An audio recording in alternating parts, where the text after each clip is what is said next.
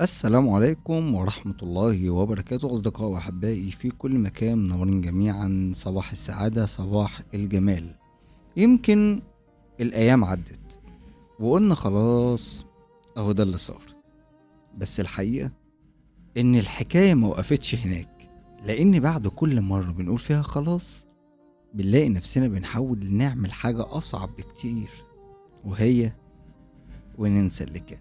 كلنا بنقولها وبنقولها بثقة كمان. أنا نسيت، عدت، بقت حاجة قديمة. بس الغريب إن مفيش حد فينا قال هو نسي إزاي.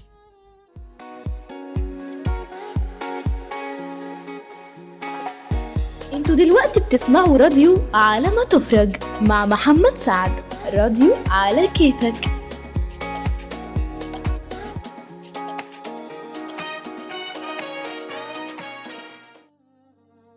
النسيان عمره ما كان زرار يا جماعة، ولا قرار بناخده ونمشي عليه. مفيش حد بيصحى ويقول إن أنا النهاردة هنسى. اللي بيحصل إننا بنبعد، نلهي نفسنا، نملى وقتنا بأي حاجة ونقنع نفسنا إننا كده نسينا. بس الحقيقة إحنا مش بننسى، إحنا بس بنتعلم نعيش ونتأقلم وإحنا فاكرين. في مواقف بسيطة جدا كفيلة ترجع كل حاجة، زي كلمة، مكان، أغنية عدت بالغلط، تلاقي الإحساس رجع زي ما هو ولا كأن وقت عدى. ساعتها بس بتفهم إن اللي كان لسه جواك.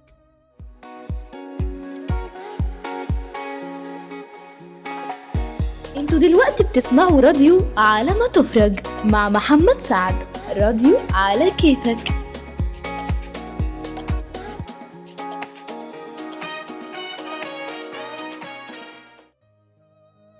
نيجي بقى للنقطة التقيلة. هو ليه بس بنصر إننا نقول إحنا نسينا بقى وكده؟ يمكن علشان نبان أقوى، يمكن علشان نعرف نكمل، أو يمكن علشان ما نغرقش في اللي فات. في حاجات لو نسيناها يمكن نضيع، وفي حاجات لو فضلنا فاكرينها بنتعب واحنا واقفين في النص مش عارفين بقى نسيب ولا نكمل.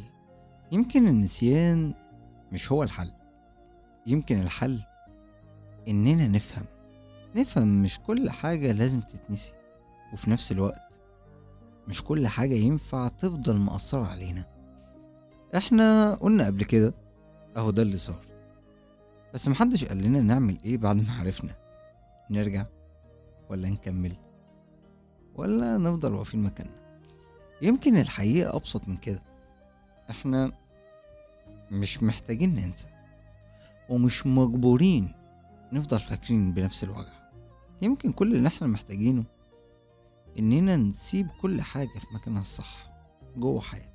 كنت معكم انا محمد سعد، ودي كانت حلقتنا النهاردة بعنوان وننسى اللي كان، من راديو على ما تفرج. واستنونا ان شاء الله في الحلقة اللي جاية، يمكن نبدأ نفهم نفسنا اكتر، او يمكن نلاقي كلام كنا فاكرينه اختفى، ونقول لكم باي.